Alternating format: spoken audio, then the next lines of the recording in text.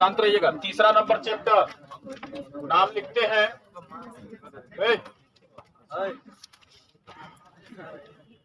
शांत रहिए। चैप्टर का नाम है वैद्युत विभव। थर्ड नंबर चैप्टर है वैद्युत विभव। एकदम शुद्ध हिंदी में वैद्युत विभव, इंग्लिश में इसको इलेक्ट्रिक पोटेंशियल बोलते हैं। Electric potential.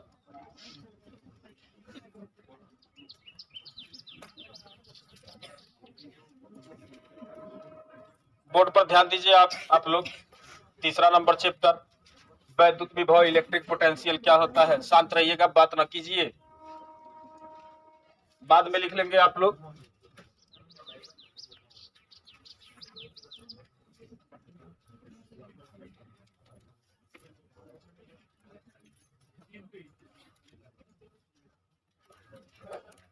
अगर ये आवेश है, ध्यान से सुनिएगा बात।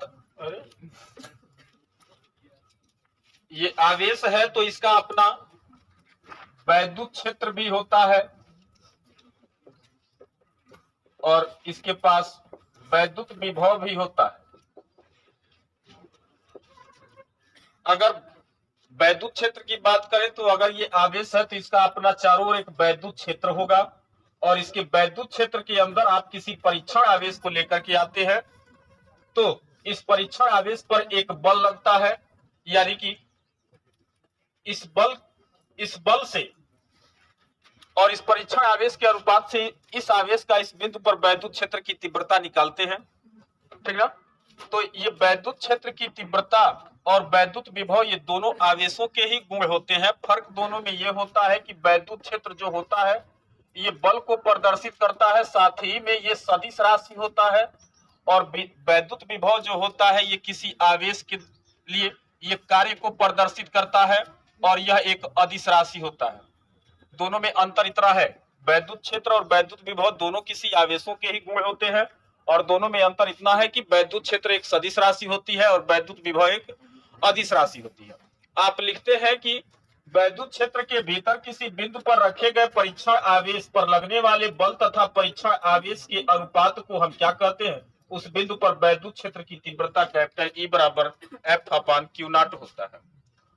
अगर मान लीजिए अगर ये आवेश है, इसका अपना वैद्युत क्षेत्र है, बनाते हैं फिर इधर ध्यान से समझिएगा समझने के लिए।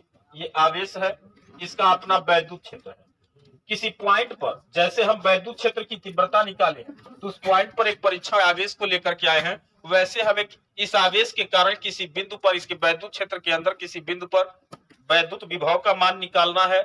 तो हम परीक्षण आवेश को अनंत से खींच करके वैद्युत क्षेत्र के भीतर इस बिंदु तक लाएंगे तो लाने में कुछ वर्क करना पड़ेगा। वह वर्क और परीक्षण आवेश के अनुपात को ही इस पॉइंट का वैद्युत विभव कहेंगे। इसे कैपिटल V से प्रदर्शित करते हैं और यह एक अदिश राशि होती है और वैद्युत क्षेत्र की तीव्रता एक सदिश राशि होती है। वैद्युत क्षेत्र की तीव्रता की दिशा वैद्युत बल की दिशा में होती है।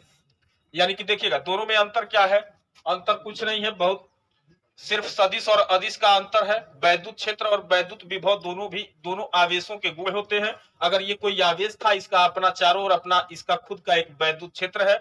जब इसके अंदर किसी बिंदु पर आपको वैद्युत क्षेत्र की तीव्रता ज्ञात करनी है तो उस बिंदु पर रखे गए परीक्षण आवेश पर लगने वाले बल तथा परीक्षण आवेश के अनुपात को वैद्युत क्षेत्र की तीव्रता कहते हैं। वैसे अगर ये कोई आवेश था, फिर इसका अपना वैद्युत क्षेत्र है, इसके वैद्युत क्षेत्र के अंदर किसी बिंदु पर हमको वैद्युत विभव लिखना है तो वैद्युत विभव के लिए क्या कहेंगे कि हम अनंत से किसी परीक्षण टेस्ट चार्ज को खींच करके लेके उस बिंदु तक आएंगे। उस बिंदु तक लाने में कुछ वर्क करना पड़ता है, वह वर्क और उस परीक्षण आवेश के अनुपात को ही उस बिंदु का क्या कहते हैं, वैद्युत विभव कहते हैं। और इस बिंदु पर परीक्षण आवेश पर लगने वाले बल तथा परीक्षण आवेश के अनुपात को वैद्युत क्षेत्र की तीव्रता कहते हैं और इस बिंदु पर रखे गए परीक्षण आवेश को अनंत से लाने पर किए गए कार्य तथा परीक्षण आवेश के अनुपात को उस बिंदु का वैद्युत विभव कहते हैं।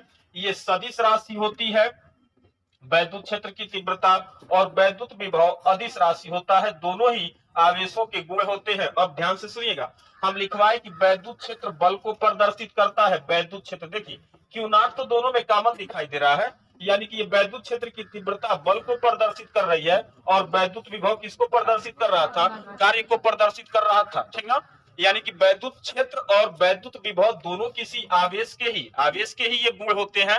फर्क ये होता है कि वैद्युत क्षेत्र की तीव्रता जो होती है वह बल को और वैद्युत विभव कार्य को प्रदर्शित करता है, और दोनों में अंतर इतना है कि वैद्युत क्षेत्र की तीव्रता एक सदिश राशि होती है और वैद्युत विभव क्या होता है, एक अदिश राशि होता है। इस चैप्टर के अंदर पहला नंबर हेडिंग यही हम पढ़ेंगे, वैद्युत विभव। ध्यान से सुनिएगा हमारी बात।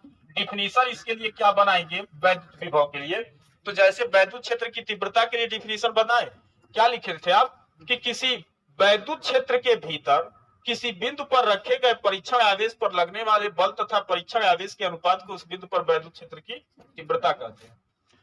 वैद्युत विभव का डिफिनीशन लिखेंगे तो क्या कहेंगे, कहेंगे कि वैद्युत क्षेत्र के भीतर किसी बिंदु पर वैद्युत विभव, किसी बिंदु पर अगर हमें वैद्युत विभव, वैद्युत क्षेत्र के अंदर किसी बिंदु पर हमको वैद्युत विभव निकालना है, तो कहेंगे अनंत से परीक्षण आवेश को वैद्युत क्षेत्र के भीतर उस बिंदु तक लाने में किए गए कार्य। फिर से रिपीट करते हैं, अनंत से। अच्छा, अभी बताएंगे कि हम इसको काहे अनंत से ही लेके आ रहे हैं, कहीं बीच से क्यों नहीं लेके आ रहे हैं, उसका भी लॉजिक है, हम बताते हैं। तो अभी ध्यान से सुनिएगा कि हम कहेंगे अनंत से किसी परीक्षण आवेश को, किसी टेस्ट चार्ज को वैद्युत क्षेत्र के भीतर किसी बिंदु तक लाने में किए गए कार्य तथा परीक्षण आवेश के अनुपात को इस बिंदु का क्या कहते हैं, वैद्युत विभव कहते हैं। एक बात और सुनिएगा, परीक्षण आवेश जो होता है ये सदैव पॉजिटिव चार्ज होता है और परीक्षण आवेश का खुद का परिमाण, खुद का आंकिक मान इतना कम होता है कि यह किसी दूसरे आवेश के वैद्युत क्षेत्र को प्रभावित नहीं कर पाता है। एक बात और, अगर सुनिए, अगर ये भी प्लस क्यू आवेश था, यहाँ जिस वैद्युत क्षेत्र में हम उस आवेश को खींच के लेके आ रहे थे, ये भी पॉजिटिव ही था। बहुत लॉजिक है इसमें, ध्यान से सुनिएगा। तो जब आप इसे खींच करके लेके आएंगे, जैसे ही इसके वैद्युत क्षेत्र के अंदर लेके आएंगे, तो ये प्लस वाला उस प्लस को क्या करेगा, प्रतिकर्षित करेगा। फिर भी जबरदस्ती आप इस बिंदु पर खींच करके लेके आएंगे तो कुछ कार्य करेंगे, ठीक, कुछ कार्य करना पड़ता है, और जब कार्य करना पड़ता है तो कार्य धनात्मक होता है। अच्छा, अब सुनिएगा, अगर मान लीजिए ये निगेटिव आवेश होता, ये माइनस क्यू आवेश है और इसका अपना वैद्युत क्षेत्र है, जब आप धन परीक्षण आवेश को लेकर के आएंगे, जैसे इसके वैद्युत क्षेत्र के अंदर एंट्री कराएंगे, ये तुरंत क्या करने लगेगा, उसको आकर्षित करने लगेगा। हमें पता चलेगा कि वो खुदे खींच रहा है, हमें खींच करके लाना नहीं पड़ रहा है, बाह्य कर्ता खींच के नहीं ला रहा है। ये अंदर जैसे ही वैद्युत क्षेत्र के अंदर आएगा, ये माइनस वाला उस परीक्षण आवेश प्लस को तुरंत क्या करना चालू कर देगा, खींचना चालू कर देगा। अब यहाँ क्या होगा, कार्य प्राप्त होगा, कार्य किया नहीं जाएगा, कार्य प्राप्त होगा, और कार्य प्राप्त होता है तो वो ऋणात्मक होता है, और कार्य करते हैं तो धनात्मक होता है। यानी कि दोनों बात पर हम ध्यान देंगे, ठीक ना।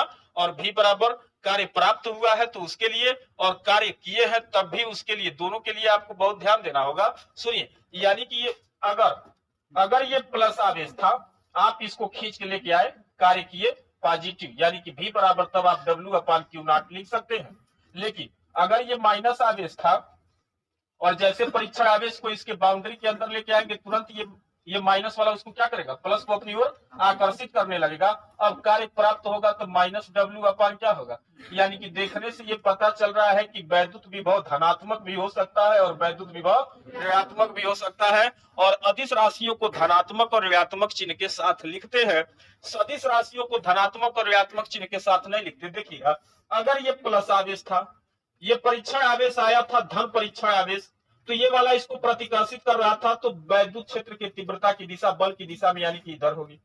अगर ये माइनस आवेश हो जाएगा माइनस, तो मान तो इतना ही रहेगा।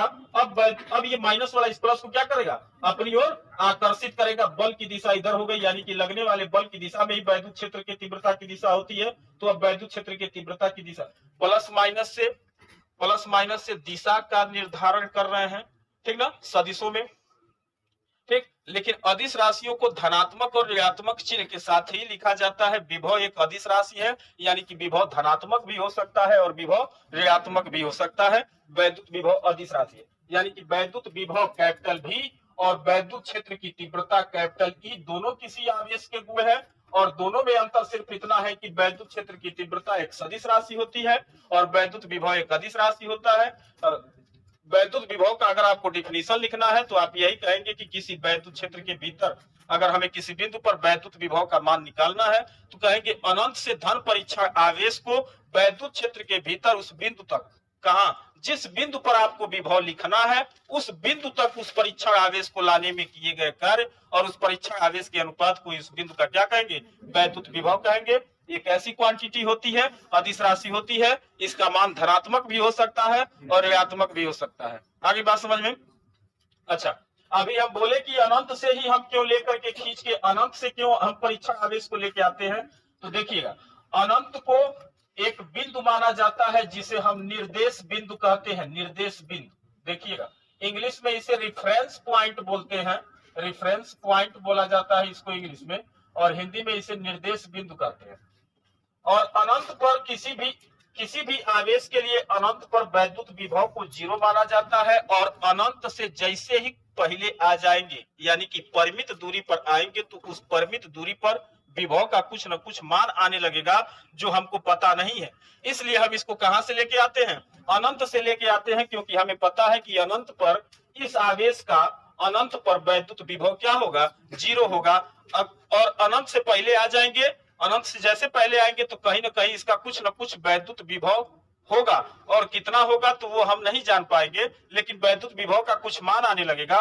वैद्युत विभव का मान आने लगेगा तब हम उस पॉइंट से उसको खींच के नहीं ला पाएंगे, ठीक ना, क्योंकि वो एक परफेक्ट, जैसे समझने का मतलब ये है, आपका अगर निर्देश बिंदु देखा जाए रेफरेंस पॉइंट, तो आपका अपना क्या है, घर है।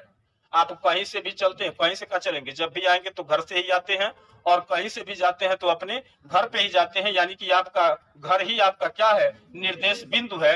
यानी कि अगर आप किसी के वहां कहीं भी जाते हैं, कहीं भी आप जाइएगा तो क्या आप बीच रास्ते से होकर के जाइएगा, घर छोड़ देंगे क्या, नहीं, आप जहां भी कहीं भी जाएंगे, आप संसार के किसी कोने में जाइएगा, लेकिन आप अपने कहां से जाएंगे, रेफरेंस बिंदु यानी कि अपने घर से होकर के जाते हैं। तो एक निर्धारण होता है कि आप अपने घर से निकल रहे हैं, वैसे बीच से आप नहीं निकल पाएंगे। तो वैसे हम परीक्षण आवेश को लेकर के तो आएंगे, लेकिन अनंत से लेके आएंगे, और अनंत पर वैद्युत विभव को 0 माना जाता है। उससे पहले किसी बिंदु से लेकर के आएंगे तो वहां कुछ न कुछ वैद्युत विभव का मान आने लगेगा जो हमको पता नहीं रहेगा, तो दिक्कत हो जाएगा। इसलिए विभव अनंत पर 0 माना जाता है, और निर्देश बिंदु भी अनंत को मानते हैं, और वहीं से हम एक रेफरेंस पॉइंट से ही हम परीक्षण आवेश को खींच के लेके आते हैं। अब हमको क्या पता है, अच्छा अगर हम एक निश्चित बिंदु नहीं बनाएंगे तो हम परिभाषा इसकी कैसे बनाएंगे। अगर कोनो कहे, अच्छा अनंत से न कहे, हम कहे कुछ दूरी से, एक लड़का कहे नहीं गुरुजी हम 10 किलोमीटर दूरी से खींच के लेके आएंगे, और कोनो कहेगा नहीं कि हम 20 किलोमीटर दूर से खींच के लेके आएंगे, तो 10 किलोमीटर 20, कोनो कहेगा हम 5 मीटर दूरी से इसको खींच करके लेके आएंगे और कार्य निकालेंगे, तो ये सब क्या है, गलत मेथड हो जाएगा। तो आप इसे परिभाषित नहीं कर पाएंगे।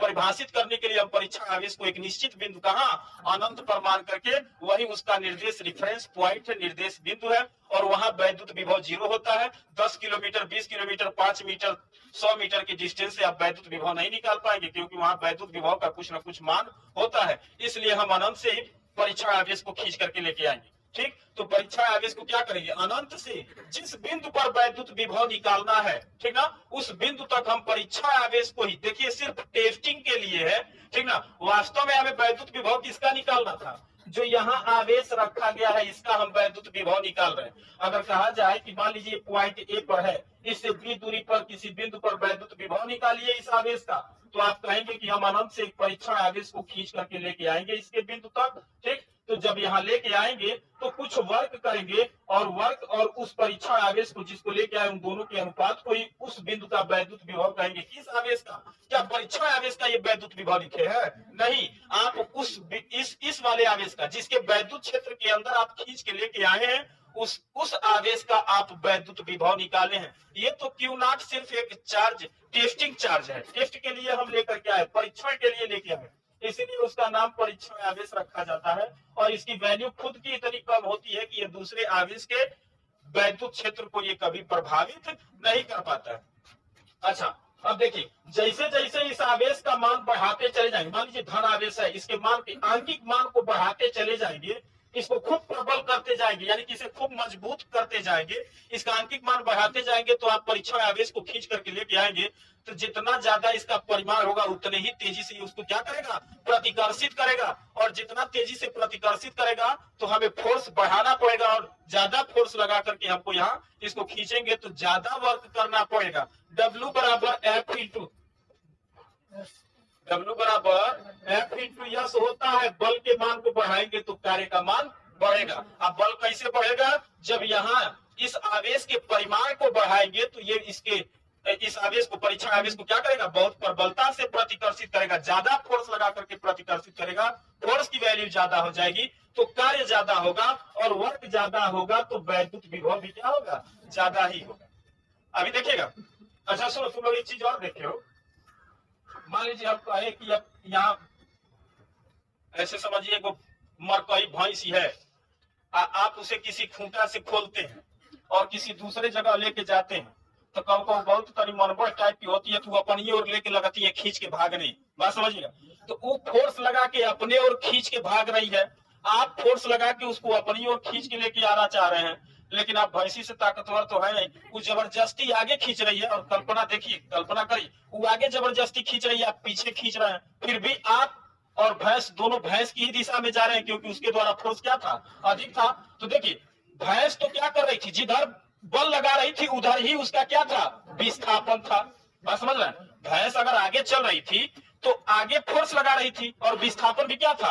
आगे ही था। कार्य का डिफिनीशन इतना आसान नहीं होता है, W बराबर F इंटू S लिख देने से नहीं होता है। हम इसमें बोलते हैं कि जो विस्थापन होता है, बल की ही दिशा में विस्थापन होना चाहिए, तब इस फार्मूले का यूज करते हैं, W बराबर F इंटू S। सुनिए, तो भैंस तो फोर्स लगा के आगे जा रही थी, विस्थापन भी उसका आगे की ओर था, तो दोनों एक ही दिशा में थे। W बराबर FS लगाएंगे, भैंस द्वारा किया गया कार्य धनात्मक होगा। लेकिन आप क्या कर रहे थे? आप उसको अपनी ओर खींच रहे थे, लेकिन फिर भी आप किधर जा रहे थे? उसी की ओर, भैंस की ओर, यानी कि आगे की ओर जा रहे थे। फोर्स लग रहा था आपका पीछे की ओर, विस्थापन हो रहा है उसके विपरीत दिशा में। दोनों बल और विस्थापन दोनों सदिश राशियां, आप फोर्स लगा करके उसको आगे की ओर खींच रहे थे, फिर भी जा किधर रहे थे? जिधर फोर्स लगा रहे थे उसके विपरीत दिशा में जा रहे थे ना।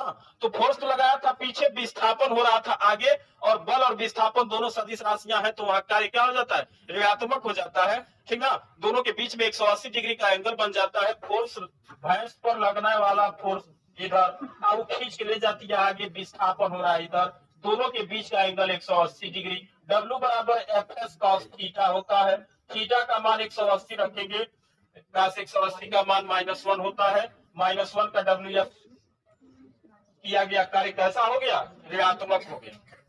तो कार्य धनात्मक भी होता है, कार्य ऋणात्मक भी होता है। तो वर्क के धनात्मक और ऋणात्मक, तो कंडीशन वही था कि एक बार तो ये जब प्लस था ये, और ये वाला प्लस था, तो ये ला रहे थे, तो इसको प्रतिकर्षित करके क्या कर रहा था? भगा रहा था। फिर भी आप जबरदस्ती खींच के किसी बिंदु तक लेके आए हैं तो वर्क किए हैं। आज जब ये माइनस हो जाएगा, ठीक ना, पहले जबरदस्ती बुलाना पड़ रहा था, आज जब ये माइनस हो जाएगा तो इसके आने के बाद उसको भी अच्छा फील होगा, ऑटोमेटिक खिंचाते हुए आएगा।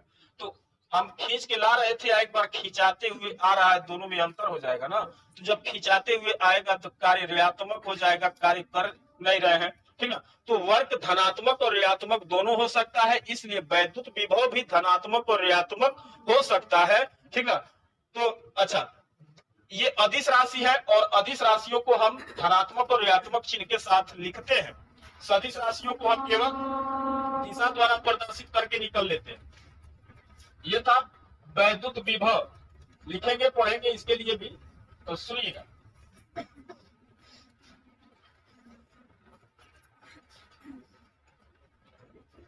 अभी आप लिखे कि परीक्षण आवेश को अनंत से वैद्युत क्षेत्र के भीतर किसी बिंदु तक लाने में, अनंत से लेके आएंगे परीक्षण आवेश को वैद्युत क्षेत्र किसका होगा? किसी आवेश का होगा।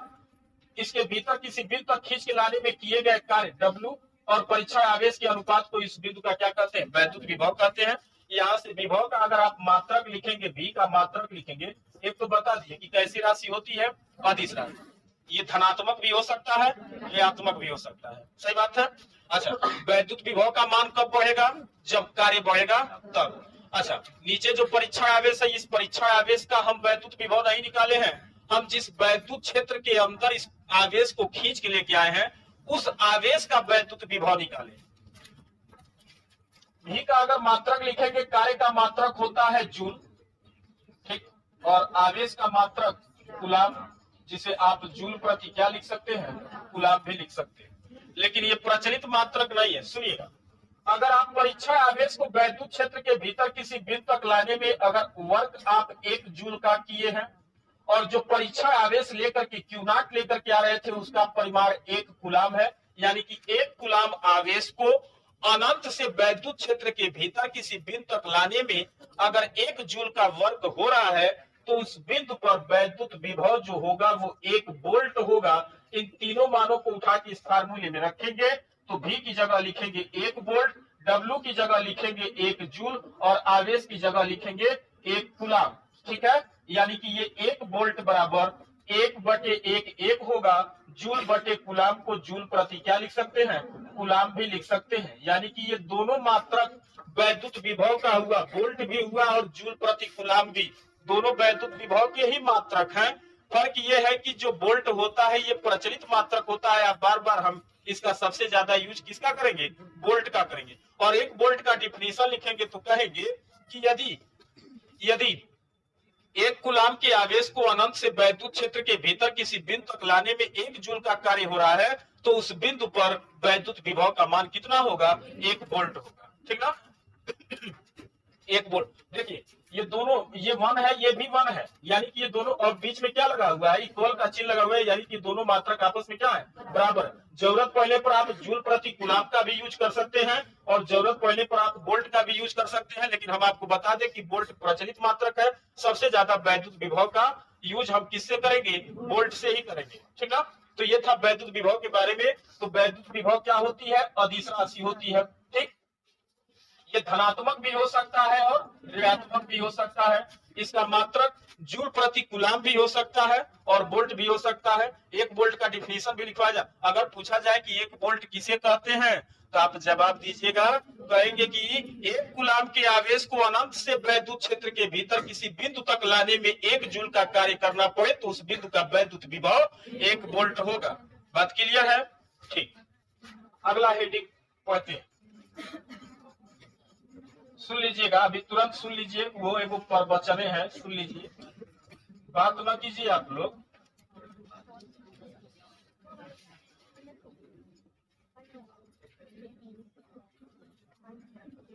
अगला हेडिंग हम पढ़ेंगे वैद्युत विभव का भौतिक महत्व है। वैद्युत विभव का भौतिक महत्व। वैद्युत विभव का भौतिक महत्व में सुनिएगा, देखिएगा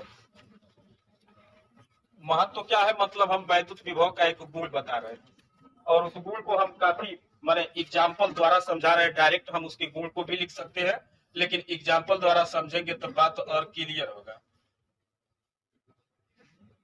दिल लगी ना बतिया हुई है।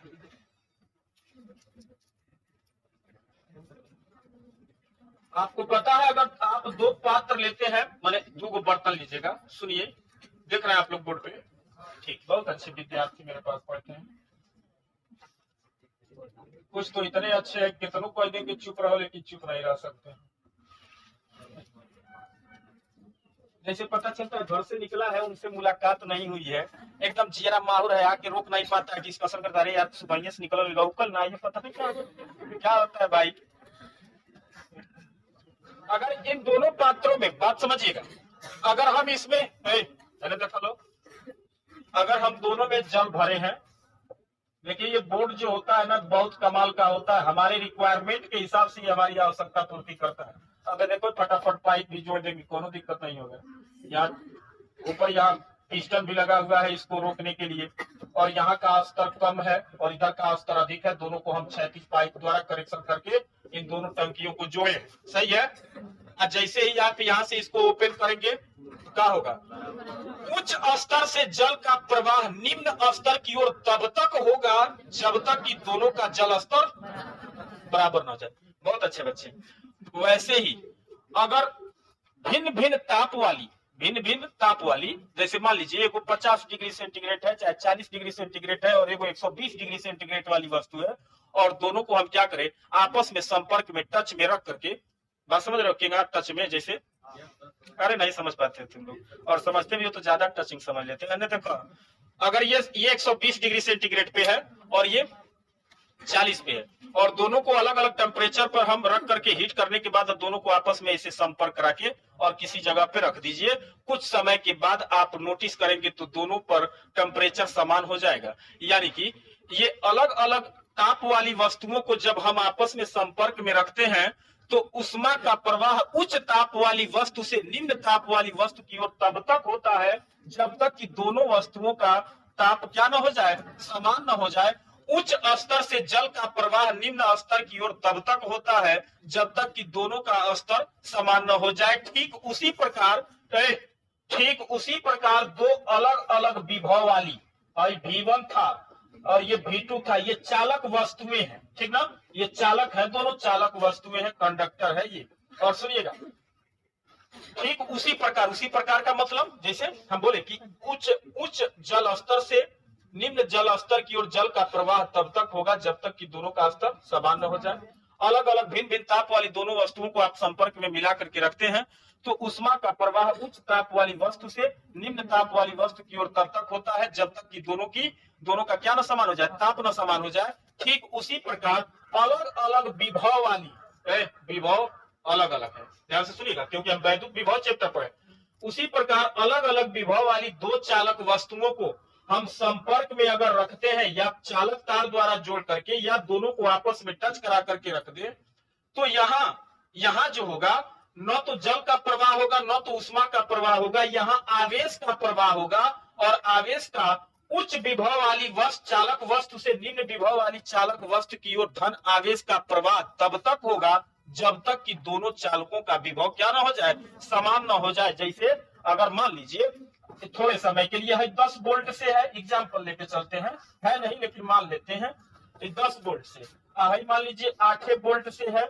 अब उच्च विभव वाली वस्तु कौन सी हो गई, हेलिया वाली हो गई, निम्न विभव वाली वस्तु हो गई। दोनों को हम चालक तार द्वारा जोड़ दिए हैं तो उच्च विभव से धन आवेश का प्रवाह निम्न विभव वाली वस्तु की ओर तब तक होगा। इसमें से धन आवेश निकलता रहेगा, कब तक निकलेगा, जब तक कि दोनों का विभव क्या ना हो जाए। थोड़े समय के लिए मैं मान लेता हूं कि इसमें से कुछ आवेश निकला, आवेश की कमी होगी तो विभव के मान में क्या होगा, कमी होगा। आवेश कम विभव कम हुआ, इधर आवेश बढ़ा है तो विभव भी बढ़ा होगा। मान लीजिए यहाँ भी क्या हो गया, 9 वोल्ट यहाँ भी हो गया, 9 वोल्ट यहाँ भी हो गया, बात समझ रहे हैं। अब दोनों को जोड़े रखेंगे तो अब धन आवेश का प्रवाह नहीं होगा, धन आवेश का प्रवाह क्या हो जाएगा, रुक जाएगा और ये दोनों समान विभव पर।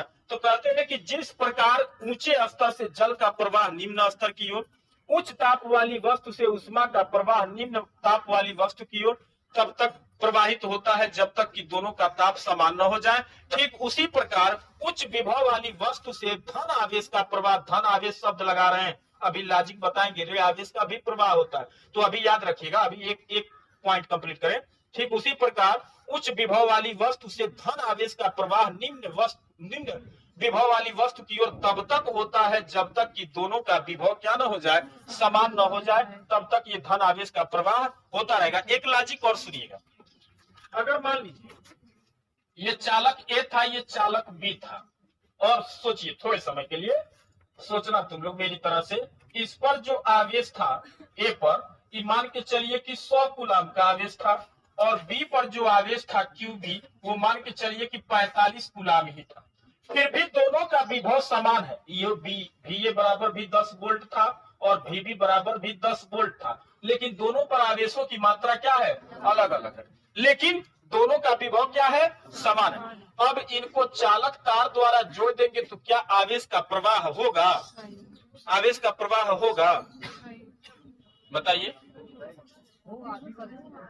आवेश का प्रवाह नहीं होगा, वजह क्या है कि दोनों का विभव क्या था, समान था। हम क्या बोले हैं, आवेश का प्रवाह कब होगा, जब दोनों का विभव अलग अलग होगा। तो उच्च विभव वाली वस्तु से निम्न विभव वाली वस्तु की ओर धन आवेश का प्रवाह तब तक होगा जब तक कि दोनों का विभव समान न हो जाए। अब पहले से ही विभव समान था तो इनको हम चालक तार द्वारा जोड़ेंगे तो किसी भी प्रकार के आवेश का प्रवाह नहीं हो। ऐसा नहीं होगा कि यहाँ 100 कूलम था, यहाँ 45 कूलम है तो इनमें से आवेश निकल के इस पर आना चालू कर दे, ऐसा नहीं होता है। मतलब क्या होगा कि अगर मान लीजिए, देखिए क्वांटिटी पे डिपेंड नहीं, क्वांटिटी मतलब इसके अंदर कितना लिक्विड भरा हुआ था। मान लीजिए बड़ा सा टंकी है और इसमें 50 लीटर पानी है, बात समझ रहे हैं, और ये छोटा टंकी है, ठीक, और इसमें मान के चलिए अभी फिलहाल 5 लीटर पानी है, और जैसे ही आप क्या करेंगे, दोनों का संपर्क तोड़ेंगे तो क्या होगा, होगा यही कि दोनों का जल स्तर समान होगा। तो ये छोटी टंकी है, जल्दी जल स्तर कवर हो जाएगा, पता चलेगा कि 7 लीटर 2 लीटर बढ़ा और यहाँ से 2 लीटर घटा, दोनों का स्तर क्या हो गया, बराबर तो हो गया। लेकिन क्या दोनों में जल की क्वांटिटी सेम थी क्या? नहीं, ये बड़ी टंकी है, इसमें जल की क्वांटिटी अधिक है और ये छोटी है, एकदम दुब्बर पातर, तो इसमें जल की क्वांटिटी क्या है, कम है। लेकिन इसमें मूल बात क्या है कि दोनों का लेवल क्या है, समान है। तो लेवल समान होना चाहिए, क्वांटिटी पे डिपेंड नहीं करता है। तो आवेश की क्वांटिटी पे डिपेंड नहीं करेगा। 40 और 45 100 और 45 अलग अलग क्वांटिटी वाला चालक वस्तु जरूर था, लेकिन लॉजिक क्या था कि दोनों का विभव क्या था, समान था। और समान विभव है और दोनों पर आवेश की क्वांटिटी अलग अलग है, तो हम इनको चालक तार द्वारा जोड़ेंगे तो आवेशों का प्रवाह नहीं होगा। बात समझ रहे हैं? आवेशों का प्रवाह कब होगा, जब दोनों का विभव अलग अलग हो। एक बात हम बोले हैं कि आवेश का प्रवाह उच्च विभव, धन आवेश का प्रवाह पॉजिटिव उच्च विभव से निकल करके किधर जाएगा, निम्न विभव की ओर जाएगा। और कब तक जाएगा, जब तक कि दोनों का वोल्टेज समान हो। इसका उल्टा भी होता है। हम कहेंगे कि दो अलग अलग विभव वाली चालक वस्तुओं को जब चालक तार द्वारा जोड़ते हैं, ठीक है, चालक तार द्वारा जोड़ते हैं, तो अब उल्टा बोलते हैं, कहेंगे कि ऋण आवेश का प्रवाह, निगेटिव चार्ज का प्रवाह निम्न चालक वाली वस्तु से उच्च विभव वाली, निम्न विभव वाली चालक वस्तु से उच्च विभव वाली चालक वस्तु की ओर तब तक होगा जब तक कि दोनों का विभव क्या ना हो जाए, समान न हो जाए। तो धन आवेश का प्रवाह किधर होगा, उच्च विभव से निम्न विभव की ओर, और उसी का उल्टा हो जाता है, ऋण आवेश का प्रवाह निम्न से उच्च की ओर होता है। अभी बात समझ में? तो ये था। हम डायरेक्ट भी ये बात बोल सकते थे कि देखिए वैद्युत विभव का एक गुण है, और गुण प्रॉपर्टी उसकी क्या है कि आप कहेंगे कि दो अलग अलग विभव वाली चालक वस्तुओं को जब संपर्क में रखते हैं तो धन आवेश का प्रवाह उच्च विभव वाली वस्तु से निम्न विभव वाली वस्तु की ओर होता है, और ये तब तक होता है जब तक कि दोनों का विभव क्या हो जाए, समान। इस बात को डायरेक्ट भी बोल सकते थे, लेकिन तनी है ना घुमा फिरा के एग्जाम्पल से पढ़ेंगे तो और बात क्लियर होगा ना भैया। तो आप कहेंगे कि जिस प्रकार जल का प्रवाह उच्च स्तर से निम्न स्तर की ओर, ठीक है, उच्च ताप वाली वस्तु से उष्मा का प्रवाह निम्न ताप वाली वस्तु की ओर तब तक होता है जब तक कि दोनों का ताप समान न हो जाए, ठीक उसी प्रकार उच्च विभव वाली चालक वस्तु से धन आवेश का प्रवाह निम्न विभव वाली चालक वस्तु की ओर तब तक होता है जब तक कि दोनों का विभव समान न हो जाए। या इस बात को उल्टा भी कहेंगे और कहेंगे कि निम्न विभव वाली चालक वस्तु से ऋण आवेश का प्रवाह उच्च विभव वाली चालक वस्तु की ओर तब तक होता है जब तक कि दोनों का विभव क्या न हो जाए, समान न हो जाए। दूसरी बात, चालक वस्तुओं का विभव समान है, उस पर आवेश की क्वांटिटी अलग अलग हो सकती है, ठीक ना। लेकिन अगर चार्ज अलग अलग, जैसे एग्जांपल में आपको बताया 100 था, एक ऊपर 45 था, लेकिन दोनों का विभव क्या था, समान था, तब उसको चालक तार द्वारा जोड़ेंगे तो आवेश का प्रवाह नहीं होगा। आवेश का प्रवाह तभी होगा जब दोनों का विभव क्या होगा, अलग अलग होगा।